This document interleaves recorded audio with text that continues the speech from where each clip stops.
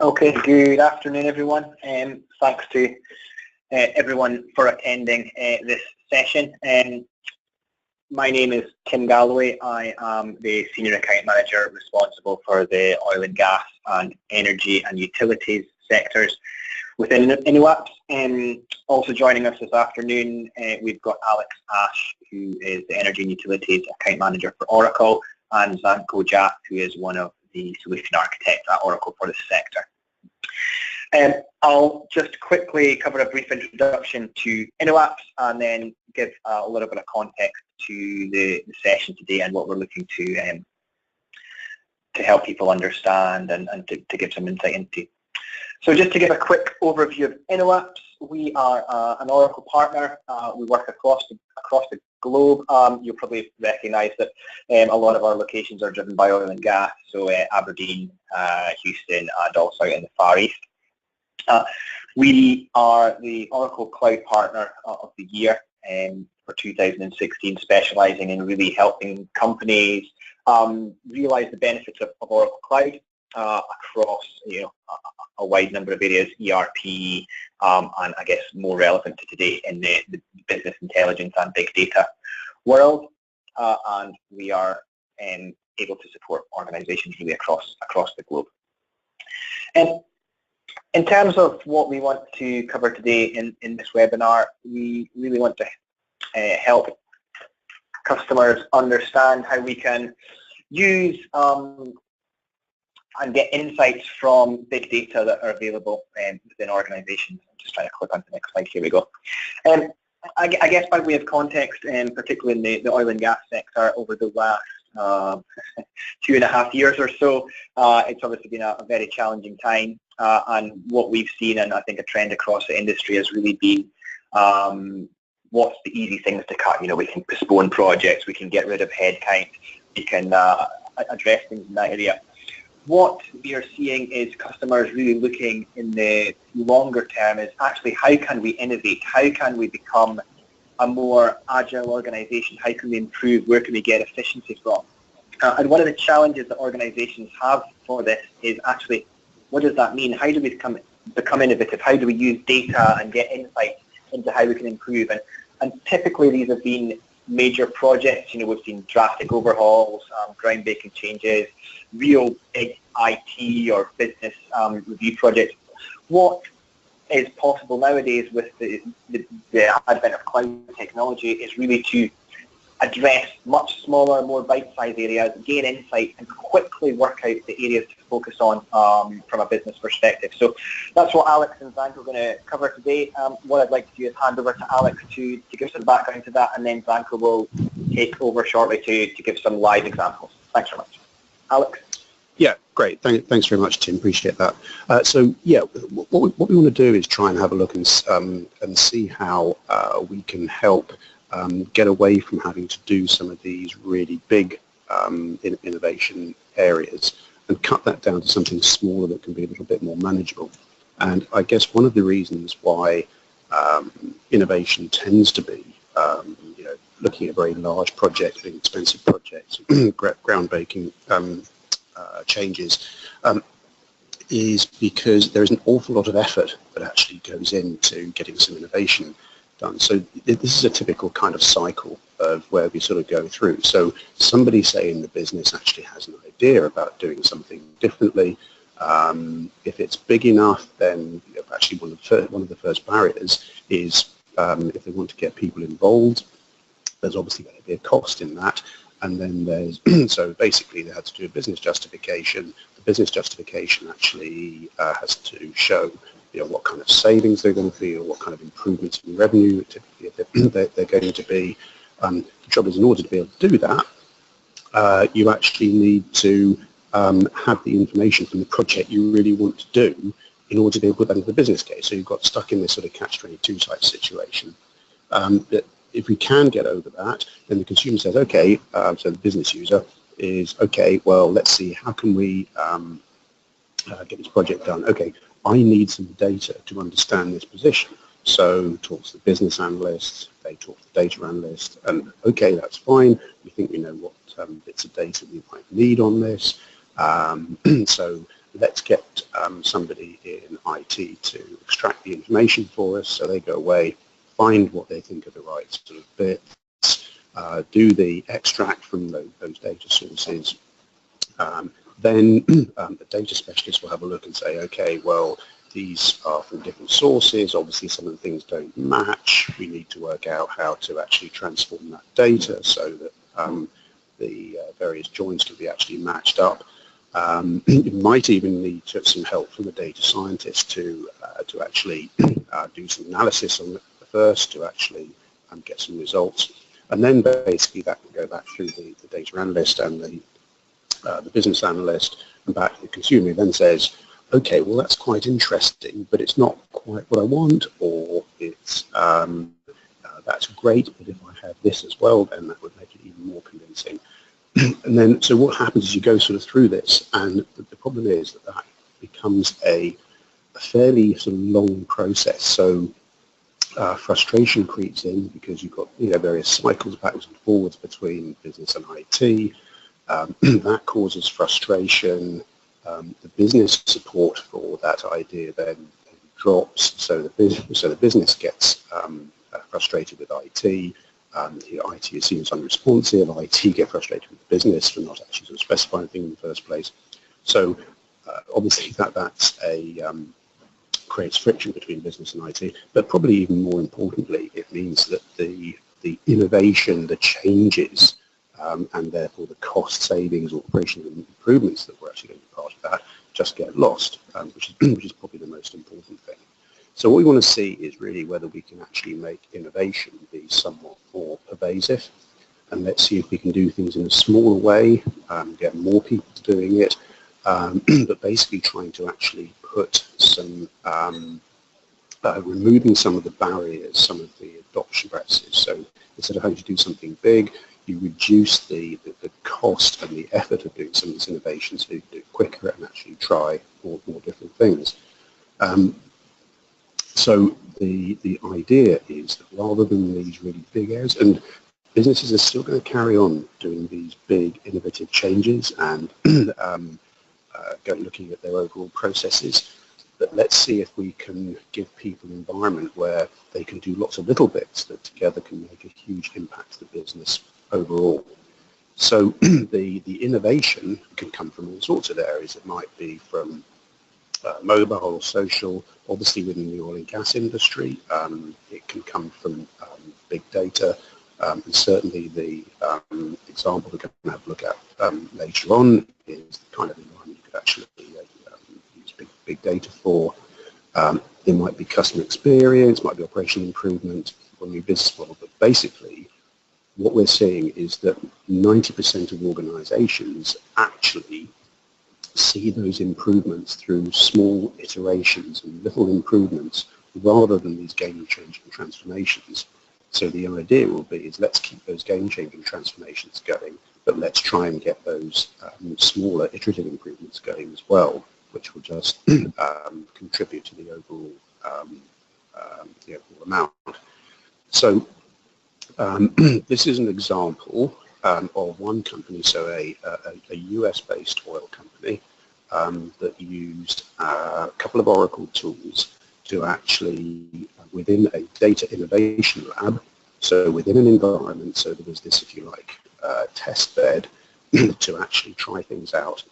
Now, these particular, so they used the innovation lab to try these things out, but they weren't necessarily Oracle systems or implemented on Oracle systems. They just used our technology and the sort of process of the innovation lab to actually help with these things. And then once they'd seen that they could, that those processes could work, then they actually went ahead and did them within their normal environment. So it's not like it's wedded to having an Oracle environment.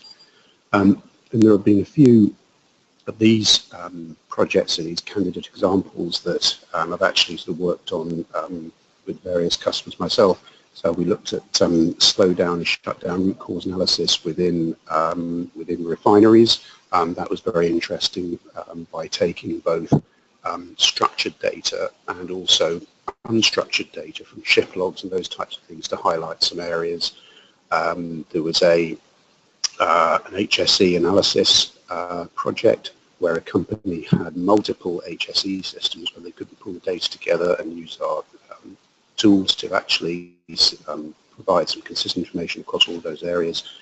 Another one was actually supply chain analysis, where they're looking at taking cost out of the fuel supply chain by understanding where things were blocked, like banks that were taking an extra day to process payment, and actually focus down on those areas. So there are a huge number of examples for that you could actually use for creating that those environments. So, but if we're going to do that, then we have to create an environment to do that, to provide that innovation at speed. So how do we innovate at speed? How do we validate that very quickly with the business people? How do we then scale and exploit that? And then how do we actually go on to repeat that? Typically what happens is that each of these pieces sits within a part of the business. But what we're really trying to create is something that is more pervasive across the organization. So create a culture where innovation is encouraged, creativity is actually enabled. There's some IT management to make sure that it is actually going to be possible, and then obviously you need to provide some kind of platform to encourage people to do that.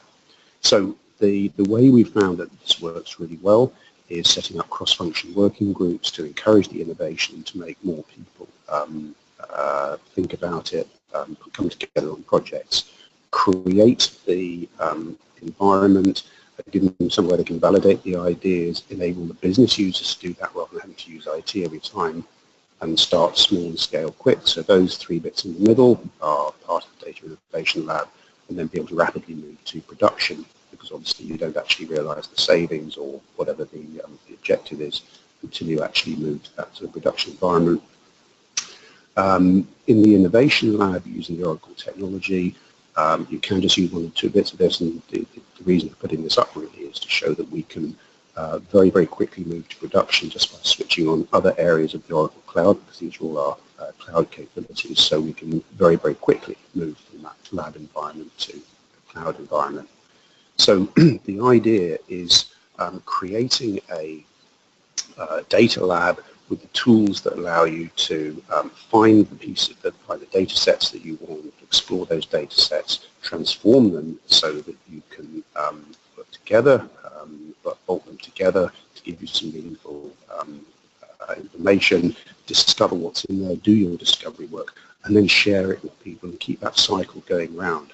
And most importantly, empowering business users to actually do that rather than having to have always have IT involved all the time, and that impacts that time between business and IT. So the advantages of the Data Innovation Lab are to empower the business users, to enable them to actually do some of this work, get the answers faster. If you can get more projects in there, if you can deliver answers quicker, it'll improve the final outcome. If projects are failing, then cut them early, knowing that you've invested a very small amount, so you can afford to do that. You're not allowing the data scientists to actually concentrate on what they're really good at, rather than using for some basic tasks, and allow a much smaller time to actually move those ideas into production. So with that, I'd like to hand over to Zanko to show us an example of a data lab in action.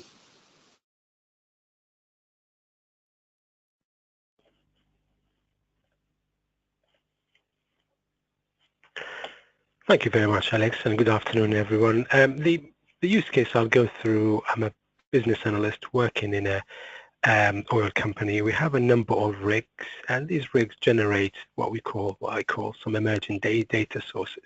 So I have some sensor data, I have some incident data, I have some some employee data, the people being on the rig at the time of the incident.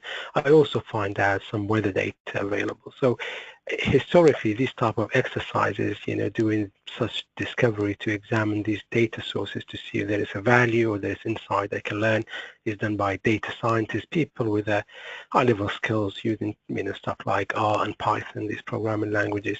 But as somebody with good domain knowledge, I like to do that exercise myself using one of the Oracle tools, which is Oracle Big Data Discovery. So when I log into the tool, now I'm looking at my, what we call the data lake. This is my big data environment. As soon as you deploy the tool, it's going to look at all the data sets you have on the data lake or the data platform, and it's going to give me a visual understanding what data sets available with search and capability. So the demo I will take you through, I'm going to look at some sample data. This is some data we made up, but it's based, the structure of the data is based on real sensor data and incident data. So the first step for me start off, have a number of data sources. Some of them could be, coming from the sensor data, some of them HR data, and so on. So the first step is to find the data set I'm looking for. So the tool will give me a visual first when you look at it. These are the top, every tile. This is a data set. So if I expanded this data set here, it's telling me you have, this amount of incidents you have or records, and this is tagged as incidents. I have 36 attributes into this data set, and I have a tagging capability. So typically you get hundreds of data sets available. So to quickly get to the data set you want, I can click on any of these tags, and that will apply a filter and show me the data set I'm looking for. Or just to keep things simple, I just can make a search for it. So if I look for rigs, that will go through the entire data set, attributes, the columns, data set names, and table names, you name it, will go through it and find me, the matching string for what I'm searching for. So that's the first step, is to find in the data set I'm after, and the one I'm after is, is a number of data set. In fact, if I applied the tag, so I want to examine some incident data, and looking at my incident data, just want to see really what's driving incident, and there is a way by combining these different data sources. So the record of the employees and the engineers was on the rig, the incident data itself, what was it, and the comment is being put in that incident data, which is unstructured. Somebody wrote some comment on the incident record. Also I have the incident, the sensor reading, which was associated with that particular incident, and the weather report, how was the wind speed, how many times the wind speed changed before the incident, what was the, so information about the weather. So we find the data set I want very quickly. I search for it. Then the next step is to go and explore this data set. So let's take the default position. I don't know what's in this data sources really. And these are, emerging data sources. It's coming at me. I just want to first step is really to examine them, to explore them, to see what's inside them. So I click on any of this data set. I'll click on the incident data, and that will show me a visual understanding what actually that data is made from. So every tile here, it's an actual column in the data set, and the tool, without doing anything, any transformation, it will recognize some of the fields, and it's going to give you, visual representation. So for example, knows this is a, this field was a date field, and I'm going to show it to you. Well, actually the best way to show a date field by showing you by month, by day, so it's going to give you different representation relevant to that particular attribute you look at. Or if you have a geocode, so I have a geocode of the different rigs, and that will know this is a geocode. So the best way to show that is to show you a geomap actually. So every other column is sort of summarized accordingly. So that's the first step. I'm really exploring the data set. I'm not doing any analysis or any analytics. Simply I want to be familiar, understand what's the data set I'm looking for. There are some very useful, they call it advanced features. It's some more data science features, and typically if you want to do this in coding, you have to write really quite a bit of code to get to that understanding. So the first one I want to highlight, every column you see or every attribute or tile, it will summarize it, in accordance with every other column in the data set. And the way that is represented, so for example, let's take Let's take the geocode, for example. You notice there is this blue bar and part of it is black. So that will tell me 93% of this attribute, I have data for, and this part I don't have a data for it. So right away it will analyze all the data set and will give me some statistics about this column. Another very useful capability I find is to how to look at this data. So if I'm exploring this data set, the first step really, I don't know which one is more important for analysis. So it's have built-in statistical capabilities. So I like to sort these columns or attribute by information potential, which one will be most relevant to analysis. So if I go and analyze this data set, which one will be the most important? So if I sort this data set by the information potential, you notice the order of the attribute or the tile changes, and now this time from top left to right is sorted by the most important. So, and that makes sense because the rig name says it's always generated. It's 100% I have attribute for, but something like this attribute, which is, was it because an object is dropped and we call that an incident, is not always has been flagged. So that's least important.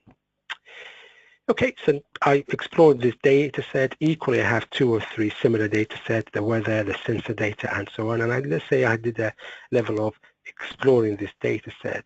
Now what I really want to do, there is no value looking at this data set individually. There's no value there. I like to join them together and then ask question on this data set. So typically when you join them together, even I don't know what's the question to ask, but I like the tool to do the heavy lifting for me, allow me to join them, and then to do a level of transformation and enhancement on the data set so I can visualize some output. So to do that, I will add this, we have to add this into a project. So a project is a framework where I can add in number of data sets. So I already did that. So when you say add to a project, I create a project called oil rig incident data discovery.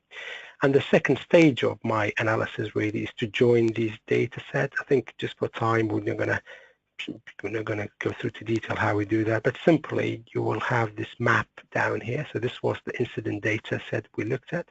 You can add in more data set into your project using this button, and you simply just select the data set you like from the repository and add them.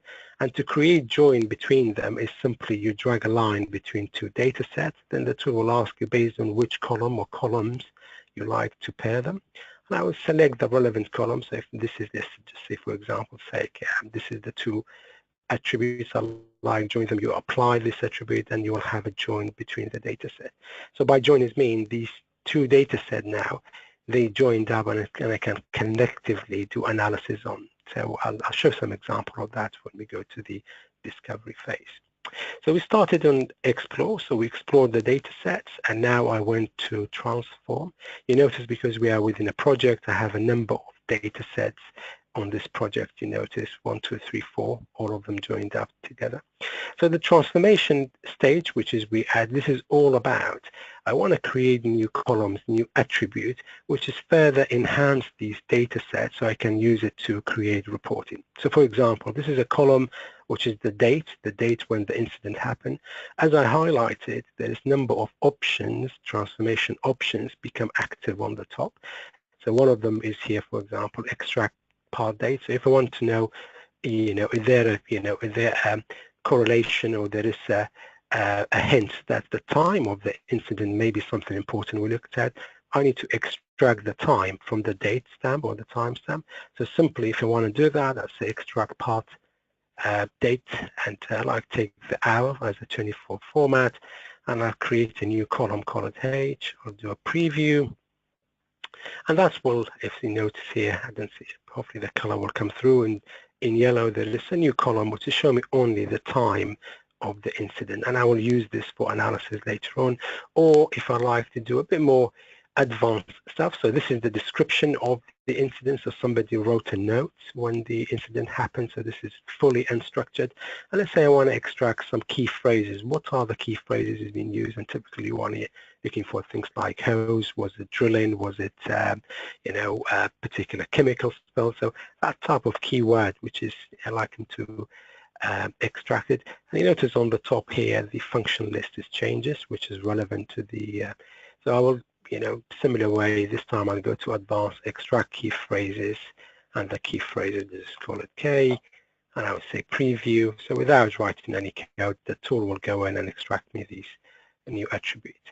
And in a very similar way, if I want to do more advanced functioning, similar to where you apply function in Excel, there's a long list of function available here, anything from text analysis, from text enrichment to geo analysis to URL analysis is available here. I can apply on my data set.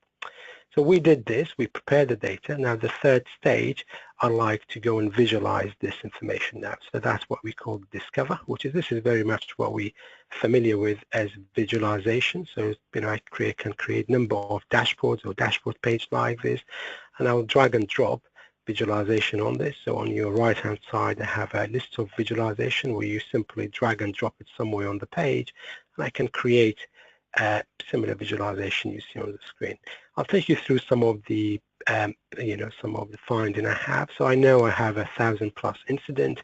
That's roughly for 2.5 years. That's from 13 regs, and if I click on that number, it will show me number of cases per reg. And if I go more, I know this is coming from 1,100 sensor readings. So this is not the volume of the data, just number of sensors that are read when the incident occurred or before the incident. So all of that will come part of my analysis. There is 37 parts, which is these sensor readings was taken from, and an average is going to give me 16 and a half part failure per incident. And here I have the employee experience. Remember, we brought the employee data part of this. So on average, I have 4.7 month experience of all the employees who engineer on the rig when this incident has happened. That's good. And this is, you remember, we just extracted the key phrases from the incident note, and this is the way I visualize it. I have a visualization called Tag Cloud, and I view that. How does this happen?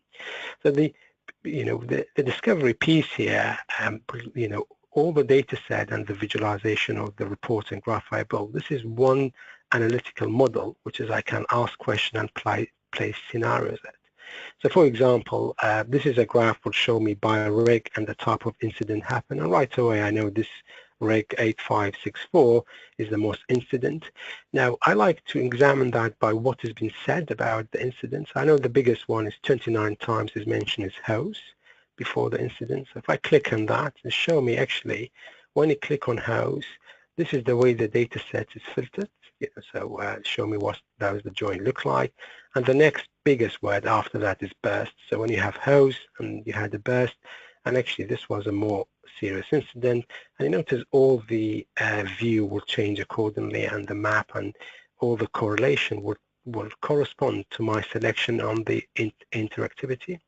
So in this graph, for example, I looked at the employee experience, looked at the some weather information, what was the wind speed, how is it changed, looked at the part failure and information about the sensors here, what was the strength of the pump, what was the temperature, number of incidents, and what was the electricity output on the, and I can see that, and now I can see by rig, what was the correlation when I'm filtered by host.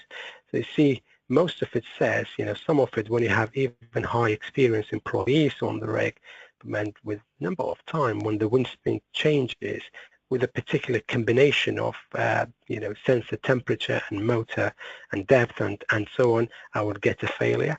So this is the discovery exercise essentially to play in different scenarios until I will get into an optimal view when this view will happen. And just to illustrate that very quickly, I'm just cautious of time. I think we run out. I will add in one more view, and I like to correlate.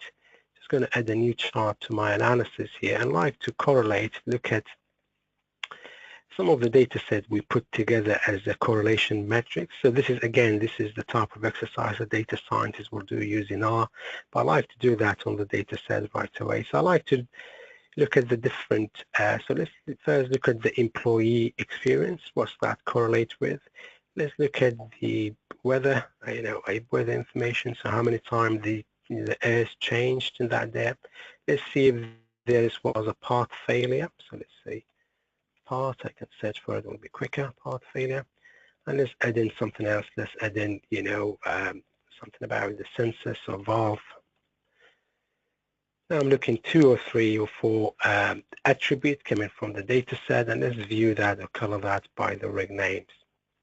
Right, so what I have here now, this is a correlation, which is I really want to look at cause and causality between, employee experience to the sensor data to weather to information about the incident. So if we look at, for example, the part failure highlighted here, what's really that correlates with? So if you go part failure and number of time change in weather, there is no correlation whatsoever. Well, there's 0.3, but it's so little we'd not even mention it. So this is one is the greatest. And is there a correlation between part failure and employee experience? No, not really. You can put, less experienced employee you like, or less experience, that's not going to affect the part failure.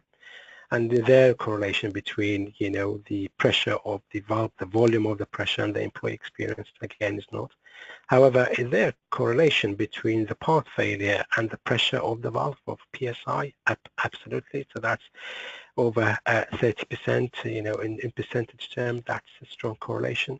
But the strongest correlation is coming in here, which is just under, that's 86%.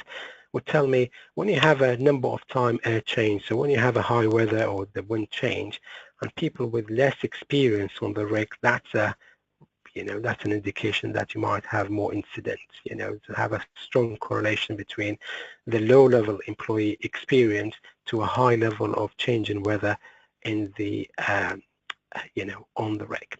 So that's a discovery exercise where essentially you bring in a number of data sets where you don't know much about them, you don't know what the question is asked. Easily drag and drop, I join them together, and then I can apply different visualization to understand the data. I apply transformation, enrich the data, and that's what leads me to understand the data and discover value. So in this demo, I know when you have a high weather, and you can look at the people on the rig and the type of profiles I have, but there are tons of innovation I can do in this regard. We're bringing this different data set together where before was only available for data scientists. Now I can open it up for the wider audience. Apologies, I'm running 2 or 3 minutes over time, so I'll stop here and pass back to Tim. Thank you. Yeah, thank you very much, Danko.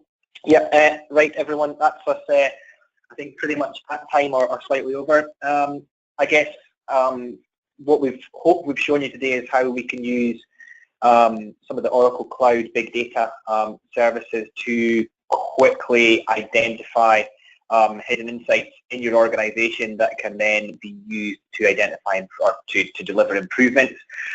There's a couple of questions which we'll follow up with then separately afterwards, along with sending out the link to the webinar recording for those who have interest.